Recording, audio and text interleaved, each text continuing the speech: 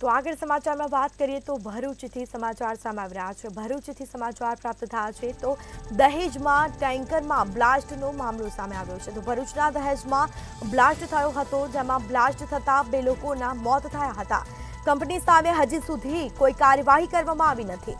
તો કંપનીના સત્તાધીશોને છાવરતી હોવાના આક્ષેપો કરવામાં આવ્યા છે। કંપનીના સત્તાધીશોને પોલીસ છાવરતી હોય તેવા આક્ષેપો કરવામાં આવ્યા। પોલીસની શંકાસ્પદ ભૂમિકા સામે આવી છે।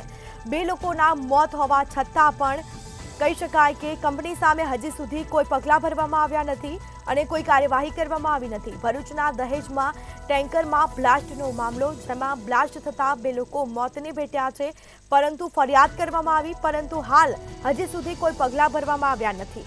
તો કંપનીના સત્તાધીશોને પોલીસ છાવરતી હોય તેવા આક્ષેપો કરવામાં આવ્યા છે। કંપની સામે હજી સુધી કોઈ કાર્યવાહી કરવામાં આવી નથી।